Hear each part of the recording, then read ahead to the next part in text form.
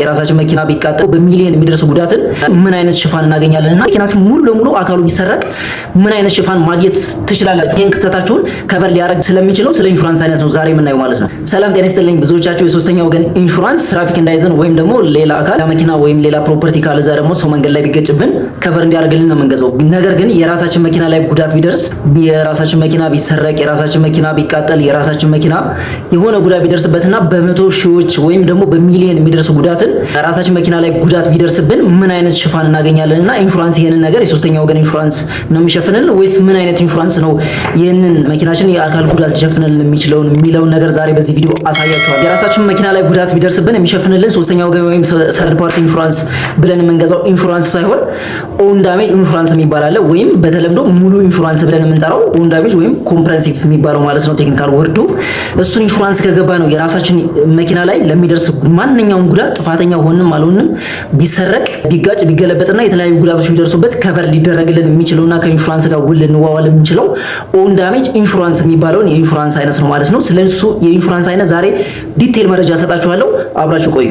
የራሳችሁ መኪና ጉዳት ቢደርስበት ለምሳሌ ራሳችሁ በራሳችሁ ጥፋት ስትወጡ ከቤታችሁ ስትወጡ የሆነ ግንብ ገጭቶት ወይም ፖል ገጭቶት የሆነ በራችሁ ላይ ስትወጡ ካለዛም ደግሞ ከውጭ ስትገቡ ወደ ቤታችሁ የቤታችሁ ኮሪደር ቢመታውና ካለዛም ደግሞ በቆመበት የማይታወቅ አካል ዳሜጅ አድርሶበት ቢጠፋ ወይም ደግሞ የመኪናችሁ የተለያዩ ፓርቶቹ ወይም አካሎቹ ቢሰረቁ ካለዛም ደግሞ መኪናችሁ ሙሉ ለሙሉ አካሉ ቢሰረቅ ምን አይነት ሽፋን ማግኘት ትችላላችሁ? ከዚህ በፊት ታውቃላችሁ። ይሄንን ሰርድ ፓርቲ ኢንሹራንስ እዚህ ጋር አይመለከተውም፣ አያገባው።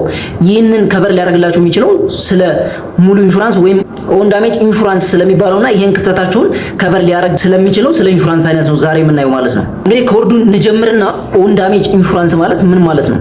ኦን ዳሜጅ ኢንሹራንስ ማለት የራሳችሁ መኪና ላይ ራሱ ላይ ለሚደርስ አደጋ የሚሰጥ የኢንሹራንስ ከቨሬጅ ነው። ይሄም የኢንሹራንስ ከቨሬጅ እንግዲህ የራሳችሁ መኪና የተለያየ ጉዳት ቢደርስበት የሶስተኛ ወገን ኢንሹራንስ ከዚህ በፊት አይተናል። ሶስተኛ ወገን ኢንሹራንስ እዚህ ጋር አይመለከተውም፣ አያገባው ማለት ነው። ሶስተኛ ወገን ኢንሹራንስ ከቨር የሚያደርገው የእናንተ መኪና ለሚያደርሰው ጉዳት እንጂ የእናንተ መኪና ላይ ለሚደርስ ጉዳት አይደለም።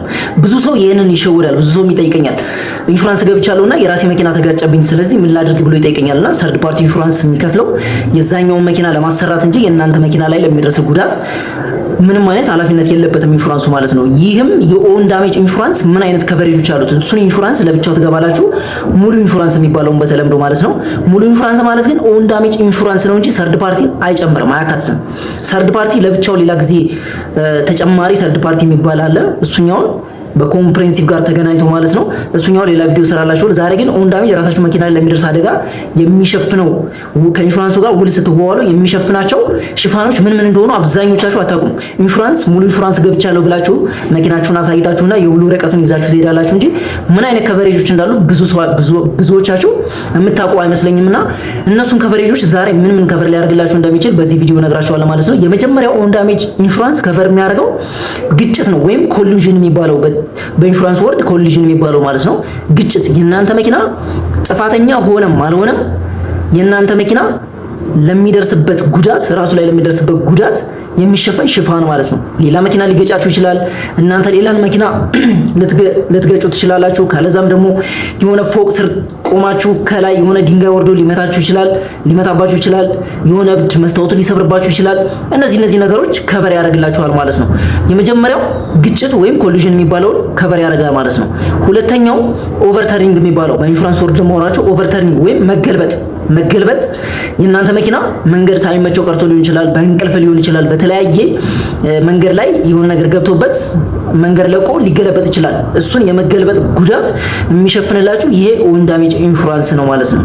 ሌላው ሶስተኛው ይሄ ኦን ዳሜጅ ኢንሹራንስ የሚሸፍነው ፍንዳታ ወይም ቃጠሎ ቢቃጠል የእናንተ መኪና ቢቃጠል በሆነ ፍንዳታ የእናንተ መኪና ላይ ለሚደርስ ጉዳት ሙሉ ለሙሉ ዳሜጅ ሊሆን ይችላል። የእናንተ መኪና ከሌላ ፓርት ላይ ተነስቶ እሳት ወይ ከጎናችሁ ካለ መኪና ላይ እሳት ተነስቶ የእናንተ መኪና ዳሜጅ ሊያደርግ ይችላል። ወይ ከቤት ቃጠሎ ተነስቶ የእናንተ መኪና ዳሜጅ ሊያደርግ ይችላል። የእሳት ቃጠሎና ፍንዳታዎችን ቢከሰቱ የእናንተ መኪና ሙሉ ለሙሉ ዳሜጅ ቢያደርገውና ወይም ፓርሻሊ ዳሜጅ ቢሆን ወይም በከፊል ዳሜጅ ቢሆን የእናንተ መኪና ከቨር ያደርግላችኋል ኢንሹራንሱ ማለት ነው። ይሄ ኦን ዳሜጅ ኢንሹራንስ የሚባለውን ውል ከተዋዋላችሁ ከኢንሹራንሱ ጋር ማለት ነው። ሶስተኛው እንግዲህ ከቨር የሚያደርገው ምንድነው? ብዙዎቻችን የሚያጋጥመን ነገር ስርቆት ይሰረቃል። መኪና እያንዳንዱ ፓርት ይሰረቃል።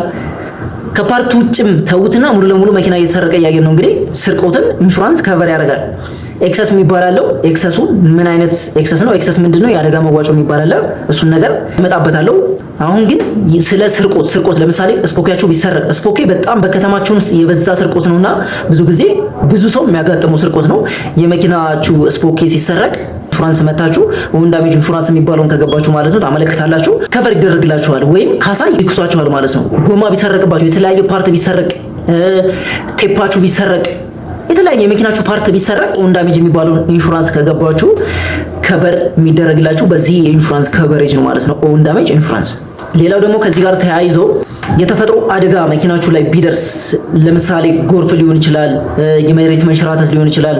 እነዚህ ከቨሬጆች ከኦን ዳሜጅ ኢንሹራንስ ጋር ተያይዘው የሚገቡ ኤክስቴንሽን የሚባለው ወይም ማራዘሚያ። ለምሳሌ የእናንተ ሙሉ ሽፋን ከገባችሁ ኦን ዳሜጅ የሚባለው የጎርፍ ተያይዘው ጥቂት ብር ከፍላችሁ የጎርፍ አብሬ መግባት ፈልጋለሁ፣ የመሬት መንሸራተትም ቢፈጠርና መኪና ላይ ለሚደርስ ጉዳት ከቨር እንድታረጉልኝ ፈልጋለሁ ብላችሁ ከውላችሁ ጋር እንዲካተትላችሁ አድርጋችሁ ተጨማሪ ትንሽ የሆነ ክፍያ ከፍላችሁ ኦን ዳሜጁ ጋር አንድ ላይ ማያያዝ በኢንዶርስመንት ወይም በውል ማራዘሚያ ማስገባት ትችላላችሁ ማለት ነው። እንግዲህ ይህንን ካልኳችሁ መጨረሻ ላይ እነዚህን ውሳኔ ከወሰናችሁና ይህ ከቨሬጅ ከቨር ይደረግልኛል ወይም ይሄ ካሳ ሊክሱኝ ይችላሉ ብላችሁ ካመናችሁበት ወደ ኢንሹራንስ ትሄዱና የምትከፍሉ ክፍያ አለ። የምትከፍሉ ክፍያ ፕሪሚየም ይባላል በኢንሹራንስ ወርድ ፕሪሚየም፣ ካለዛም ደግሞ በአማርኛው አረቦን የሚባለው ማለት ነው። ለምሳሌ እናንተ መኪና እንደየመኪናው ብሔራዊ ባንክ ነው ሬት የሚያወጣው ካልኩሌት ማድረጊያ የመኪናዎቹን ዋጋ በመኪናዎቹ ዋጋ ካልኩሌት የምናደርግበትን ሬት ወይም ካልኩሌት የሚደረግበትን ፐርሰንት የሚያወጣው ብሔራዊ ባንክ ነው። ሚኒመም ሬት የሚባል አለ። በጣም በመጨረሻ ከዚህ በታች እንዳትወርዱ ብሎ ለሁሉም የኢንሹራንስ ካምፓኒዎች የሚሰጠው ካልኩሌት ማድረጊያ ሬት አለ። እሱን የሚሰጠው ብሔራዊ ባንክ ነው። በዛ መሰረት ነው ካልኩሌት የሚደረገው። ለምሳሌ የእናንተ መኪና ቪትስ ሆኖ ቪትስ መኪና ኮድ 2 እና ኮድ 3 ልዩነት አላቸው። ለምንድነው ልዩነት አላቸው? ኮድ 2ቶች እንቅስቃሴያቸው ለፐርሰናል ዩዝ ስለሆነ በብዛት የሚጠቀሙት እንቅስቃሴው ብዙ አይደለም። ከቢሮ ወደ ቤት ወይም ከቤት ወደ ቢሮ ጠዋት ሄዶ ማታ የሚመለስበት ነው። እንቅስቃሴ ብዙም ስለሌለ ግጭትም አይፈጠርም ተብሎ ስለሚታሰብ ሬቱ ቀነስ ያደርጋል ወይም ካልኩሌት የሚደረግበት ሬት ቀነስ ያደርጋል ማለት ነው። የሱ ለምሳሌ ሚኒመም ሬቱን ብሔራዊ ባንክ የሰጠውን ሬት ልንገራችሁ። ለምሳሌ የእናንተ መኪና ቪትስ ብለን እንወሰዳትና ቪትስ ኮድ 2 ብትሆን 2 ሚሊዮን ብር ዋጋ ቢኖራት በ1.01% ተባዝቶ ቫት እሱ ላይ ተደምሮበት ለዲዛስተር ፈንድ የሚባል አለ። እሱ 1% የፕሪሚየሙ 1% ወይም የአረቦኑ 1% ተደምሮ አንድ ላይ ፕሪሚየሙ አለ። የአረቦኑ 1% ተደምሮበት ዲዛስተር ፈንድ አለ፣ ቫት አለ፣ ሬቨኑ ስታምፕ ወይም ቴምብር የምትባለው አለች። እነሱ ተደምረው አንድ ላይ የምትከፍሉ ክፍያ አረቦን ይባላል ማለት ነው። እዚሁ ጋር ተያይዞ የእናንተ መኪና ራሷ ቪትስ ሆና ታርጋ ብትቀይሩና ወይም ሌላ መኪና ኮድ 3 ቢሆን ራሱ ቪትስ በ2 ሚሊዮን ሆኖ ሬት ካልኩሌት የሚደረገው ራይድ ነው የሚሰሩበት ወይ ለድርጅት ነው። እንቅስቃሴ ይበዛዋል አይደለ? ብዙ ጊዜ ለንግድ ነው። ካለዛም ደግሞ የትራንስፖርት አገልግሎት ለሚሰሩ መኪኖች ነው የሚሰጠው። እንግዲህ ኮድ 3 ማለት ነው። ኮድ 3 2 ሚሊዮን ብር ብትሆን የ2 ሚሊዮን ብር መኪናን በ1.58% ተዋስቶ ቅድም እንዳልኳችሁ ቫት ዲዛስተር ፈንድ 1%ቷ ሬቨኑ ስታምፕ ተደምሮ ፕሪሚየም ትከፍላላችሁ ማለት ነው። ይህም በጣም ትንሽ ነው። ብዙ ነው ትላላችሁ። ለምሳሌ አንድ ሰው ኢንሹራንስ ይሄድና ኢንሹራንሳችሁ ፕሪሚየማችሁ በጣም ብዙ ነው፣ ክፍያችሁ በጣም ብዙ ነው ይላል። ለኢንሹራንስ 2 ሚሊዮን ብር ያክል ሪስክ ሰጥተው 2 ሚሊዮን ብር ያክል እዳ ሰጥተው 20 እና 30 ሺህ ብር መክፈል ላንተ ምንም አይደለም። ለጊዜው ሊከብድ ይችላል። አይ ነው አውቃለሁ፣ ለጊዜው ሊከብድ ይችላል። ነገር ግን ያንተ መኪና ስፖኬ ቢሰረቅ ወይም ደግሞ እብድ ድንገት መኪናን ወርውሮ መስታወቱን የፊት መስታወቱን ቢሰበር ምን ያክል ልታወጡ እንደምትችሉ ታውቁታላችሁና አንድ ፓርቱን እንኳን አይሸፍንም እናንተ ለኢንሹራንስ የምትከፍሉ ክፍያ። ኢንሹራንሶች ከብዙ መኪኖች ሰብስበው የሚያገኙት ብር እንጂ ትርፋማ የሚያደርጋቸው አንድ ፐርሰናል ሰው አንድ ሰው ከፈላችሁ ሪስኩ ይዞ የሚመጣው የእናንተ መኪና ለምሳሌ ሙሉ ለሙሉ ዳሜጅ ሊሆን ይችላል። 2 ሚሊዮን ብር ሰጣችሁታል እዳ 2 ሚሊዮን ብር ጉዳት ቢደርስ የ2 ሚሊዮን ብር ጉዳት ቢደርስ የእናንተ መኪና ወስዶ ሙሉ ለሙሉ ዳሜጅ የሆነው መኪና ወስዶ የእናንተ 2 ሚሊዮን ብር የሚቀናነሱ ነገሮች አሉ። እነሱን እነግራችኋለሁ ወደ በኋላ ላይ የሚቀናነሱ ነገሮች አሉ። እነሱን ቀንሶ እዳ የሰጣችሁን 2 ሚሊዮን ብር እናንተ ይከፍላል ማለት ነው። እስከዚህ ድረስ ሪስክ አለበት። ኢንሹራንስ የሚከፈለው በጣም ትንሽ ነው። የመኪናዎቹ ዋጋ እንግዲህ በየጊዜው የተለያዩ ናቸው የሚሆኑት። በእድሜ ይለያያል። በተሰሩበት የሩፍ ማኑፋክቸሪንግ አላለ በተመረቱበት ዓመተ ምህረት ዋጋቸው ሊጨምርም ሊቀንስም ይችላል። እንደየመኪናው ኮንዲሽንም እንደያዘው ሰው የያዘው ሰው ለምሳሌ የሴት መኪና ይባላል። የሴት መኪና በጣም በጥንቃቄ ስለሚያዝ እሱ ጥሩ ሴፍ የሆነ ነገር ነው ተብሎ የነሱ ዋጋቸው የመውረድና የመውጣት ነገሮች አሉ። የመኪና ዋጋ ካልኩሌት የሚደረገው በመኪናቸው ዋጋ እንጂ ለምሳሌ ብዙ ሰው ይመጣና ኢንሹራንስ እቺ መኪና ኢንሹራንስ ስንት ነው የምታስከፍሉኝ ይለናል። ኢንሹራንስ የሚከፈለው ያንተ መኪና ዋጋዋ ስንት ነው ስንለው ዋጋውን ብዙ ጊዜ ያውቀው። ስለዚህ ዋጋውን የሚያውቀው በተለይ ባለቤቱ ነው። ከረንት ያለበትን የመኪናውን ኮንዲሽን ባለቤቱ ያውቃል። ስለዚህ በዛ ዋጋ ነው ካልኩሌት የሚደረገው። 2 ሚሊዮን ብር ብትል በ2 ሚሊዮን ካልኩሌት ተደርጎ ይነገራል። 3 ሚሊዮን ብር 4 ሚሊዮን ብር አሁን ኤሌክትሪክ መኪኖች ወስተዋል 5 ሚሊዮን እስከ 8 ሚሊዮን ምናምን እንደዛ አካባቢ ያሉና የተለያየ ፒክአፕ ሊሆን ይችላል፣ ደረቅ ጭነት የሚጭኑ ቦቴዎች ሊሆን ይችላል፣ የተሳቢዎች ሊሆን ይችላል፣ የሚኒባሶች የነሱ ሁሉም የተለያየ አይነት ካልኩሌት ማድረጊያ ሬት አለው ማለት ነው። በዛ ካልኩሌት ተደርጎ ነው ክፍያ የሚከፈለው። ፕሪሚየም ወይም አረብ ወለ ኢንሹራንስ የሚከፈለው በዚህ መሰረት ነው ማለት ነው። ኢንሹራንስ መኪናችንን አስገባና ለምሳሌ 2 ሚሊዮን ብር መኪና አስገባንና መኪናችን ዳሜጅ ሆነች ወይም ሙሉ ለሙሉ ፈጣሪ አድርገውና ሙሉ ለሙሉ ዳሜጅ ሆነ እንበል። ኢንሹራንስ ስንት ብር ነው የሚከፍለን? ኤግዛክት 2 ሚሊዮን ብር ብላችሁ ስለገባችሁ 2 ሚሊዮን ብር አይደለም የሚከፍለው። ብዙ ሰው ይሄንን ነገር ማወቅ አለበት። 2 ሚሊዮን ብር ብሎ አይደለም የሚከፍላችሁ። የ2 ሚሊዮን ብር ዋጋ ያለው መኪና ሰጣችሁት ኤክሰስ የሚባል ነገር አለ። ኤክሰስ ማለት ምንድነው? የአደጋ መነሻ። እናንተ ጥፋተኛ ከሆናችሁ የእናንተ ጥፋት ነው ተብሎ ስለሚታሰብ ለምሳሌ 2 ሚሊዮን ብር መኪና ሙሉ ለሙሉ ዳሜጅ ቢሆን እናንተ 2 ሚሊዮን ብር ሊከፈላችሁ ቢችል፣ ለምሳሌ የቤት መኪና ኮድ 2 የሆነ የቤት መኪና ኤክሰስ የሚባለው 1000 እና 5% ነው። 5% ማለት የመኪናችሁን 2 ሚሊዮን ብር ነው አይደል? የ2 ሚሊዮን ብር 5% ከአደጋ ከሚከፈላችሁ ወይም ከበር ሊደረግላችሁ ከሚገባው 2 ሚሊዮን ብር ላይ 5% ተቀንሳ ይከፈላችኋል ማለት ነው። የአደጋ መነሻ ይባላል። እናንተ ጥፋተኛ ከሆናችሁ ያ ነገር ተቀንሶ ይሰጣችኋል።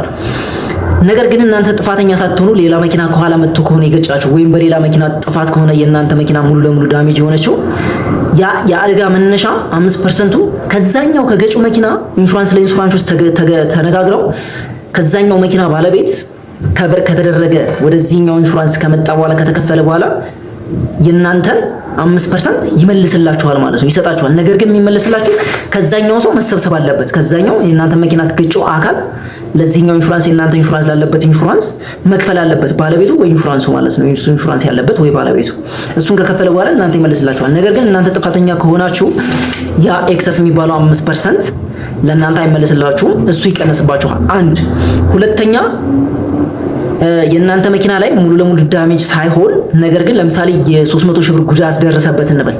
300 ሺህ ብር ጉዳት ደርሶበት የእናንተ ለምሳሌ ፓራውቱ የሆነ ቦዲው ምናምን እነዛ ፓርቶች ተደምረው ጉዳት ደርሶበት የእናንተ መኪና 300 ሺህ ብር የሚያስወጣ ክሌም ሆኖ አደጋ ሆኖ ለእናንተ ከበር የሚደረግላችሁ 300 ሺህ ብር ነው ብላችሁ ልታስቡ ትችላላችሁ። ነገር ግን እናንተ 2 ሚሊዮን ብር ስለገባው እስከ 2 ሚሊዮን ብር ድረስ ያለውን ከበር ሙሉ ለሙሉ ከበር ያደርጉልኛል ብላችሁ ነው የምታስቡ። አብዛኛው ሰው ይሄንን ነው የሚያስቡ። ነገር ግን ምን አይነት ቴክኒካል ካልኩሌሽን አለ እንድታውቁ ስለምፈልግ ስፔሲፊካሊ የእናንተ መኪና ጉዳት ቢደርስበት የሚቀነስባችሁ ቀደም ኤክሰስ የሚባል አለ ብያችኋለሁ አይደለ? የቤት መኪና ላይ ኮድ 2 ላይ ለምሳሌ 300 ሺህ ብር 5% ነው አይደለ? አባስታችሁ 15 ሺህ ብር ነው የሚመጣው። 15 ሺህ ብር ከቨር ሊደረግላችሁ ከሚገባው ላይ ቀነስባችሁና 285 ሺህ ብር ይከፈላችኋል ማለት ነው። ከዛ ውጭ ሁለተኛ ሊቀነስባችሁ የሚችለው ነገር ኮንትሪቢዩሽን የሚባል አለ። ኮንትሪቢዩሽን ይሄ መዋጮ የሚባለው ለምሳሌ የእናንተ ፓራውት ተሰበረ፣ ቦዲያችሁ ተጣመመ ወይም ቦዲው ወይ በሩ የሚቀየር ነው እንበል። የእናንተ መኪና ለምሳሌ 2015 ሞዴል የሆነ መኪና ነው እንበል። ፓራውቱ ሙሉ ለሙሉ ዳሜጅ ሆነ። ያን ዳሜጅ የሆነውን ፓርት ለኢንሹራንስ ተመልሱና ኢንሹራንስ በፕሮፎርማ ከአስመጪዎች ጋር አዲስ የ2000 አሁን ለምሳሌ ዛሬ 2026 ነው አይደለ? የ2026 ወይም 25 ቦዲ ነው አምጥተው ፓራውት የሚገጥምላችሁ። ስለዚህ የእናንተ መኪና 2015 ነው አሁን የሚገጥምላችሁ፣ አዲሱ ነው የ2026 ነው። በ2026 እና በ2015 መካከል ያለውን የእናንተ አሮጌውና በዚህ በአዲሱ መካከል ጋፕ ያለችዋን ጋፕ ተከፍላላችሁ። እሷ ኮንትሪቢዩሽን ትባላለች። እሱ ይቀነስባችሁና ነው ከቨር የሚደረግላችሁ ማለት ነው። ኢንሹራንስ ልክ በሰጣችሁት ልክ ነው የሚሰጣችሁ እንጂ እናንተ 300 ሺህ ብር ስለከፈላችሁት አዲስ ፓርት ሲቀይርላችሁ የአዲሱን ሙሉ ለሙሉ አይደለም ከቨር የሚያደርግላችሁ። የእናንተ መኪና እያንዳንዱ ፓርት ተሰብስቦ ነው አይደለ 2 ሚሊዮን ብር የሆነው። ስለዚህ ያ 2 ሚሊዮን ብር እያንዳንዱ ፓርት ስትለያይ አሮጌው በአዲስ ሲቀየርላችሁ በአዲሱና በአሮጌው መካከል ያለችው ጋፕ እናንተ ከቨር ታረጋላችሁ ወይም ኢንሹራንሱ ከቨር የሚያደርግላችሁ ላይ ቀንሶ ይሰጣችኋል ማለት ነው። ሌላው ሶስተኛው ደግሞ አቬሬጅ የሚባል አለ። ለምሳሌ የእናንተ መኪና አቬሬጅ ምንድነው? ከዋጋው በታች ከመኪናው ከረንትሊ ካለው ማርኬት ቫልዩ በታች ከገባችሁ ካልኩሌት ተደርጎ ይቀነስባችኋል። ለምሳሌ ይህ ማለት ምን ማለት ነው? ለምሳሌ ቪትስ መኪና ኮድ 2 የሆነች እሷን ኤግዛምፕል እንውሰድና ኮድ 2 የሆነ 2 ሚሊዮን ብር ዋጋ ያለው እናንተ በ1 ሚሊዮን 500 ሺህ ብር ከገባችሁ የ500 ሺህ ብር ያክል ኢንሹራንስ አልገባችሁ ማለት ነው አይደለ? ይታሰባል። ነገር ግን 300 ሺህ ብር ያክል ቅድም እንዳልኳችሁ ጉዳት ደረሰ እንበል። 300 ሺህ ብር ጉዳት ቢደርስ የእናንተ መኪና 1.5 ስለገባችሁ እስከ 1.5 ሚሊዮን ብር ድረስ ያለውን ከበር ያደርግልኛል ብላችሁ የምታስቡ ሁሉም አብዛኛው 95% ሰው የሚሳሳተው እዚህ ጋር ቴክኒካል ነገር የ1.5 ሚሊዮን ብር ገባችሁ፣ የ2 ሚሊዮን ብር መኪና 500 ሺህ ብር ያክል አልገባችሁ፣ 300 ሺህ ብር ጉዳት ደረሰባችሁ እንበል። 300 ሺህ ብሩን ከበር አይደለም የሚደረግላችሁ። ቅድም ያልኳችሁ ሁለቱ ተቀናሽ ኤክሰስ እና ኮንትሪቢዩሽን የሚባሉ ከተቀነሱ በኋላ ይሄ አቨሬጅ አፕላይ የሚባለው ነገር አፕላይ ይደረግባችኋል። የ500 ሺህ ብር እያንዳንዷ ካልኩሌት ተደርጋ የ500 ሺህ ብር ስላልገባችሁ 300 ሺህ ብሩ ላይ በፐርሰንት ካልኩሌት ተደርጎ ከ300 ሺህ ብሩ ድጋሚ ይቀነሳል ማለት ነው። ይችኛዋ ነገር በደንብ እንድታስቡበት አቨሬጅ አፕላይ እንዳትደረጉ በከረንት ማርኬት ቫልዩ ወይም አሁናዊ የመኪና ዋጋ ባለው ዋጋ እንድትገቡ ሪከመንድ አደርጋችኋለሁ ማለት ነው። ባጭሩ ይህ መኪና እንግዲህ የእናንተ ሀብት ነው። ሀብታችሁ ደግሞ በቀላል ነገር እንደዚህ እንዳይወድም ብዙ እየወደሙ ያሉ መኪኖችን እያየን ነውና ይሄንን ኦን ዳሜጅ ኢንሹራንስ እንድትገቡ ሪከመንድ አደርጋችኋለሁ። የተለያየ ጥያቄ ካላችሁ ኮሜንት ላይ ጻፉልኝ። ሁላችሁንም ለማስተናገድ እሞክራለሁ፣ ለሁላችሁም ለመመለስ እሞክራለሁ። ከዚህ ቪዲዮ ቁም ነገር ካገኛችሁ ላይክ እና ሰብስክራይብ በማድረግ ኃላፊነታችሁን ተወጡ። አመሰግናለሁ። መልካም ጊዜ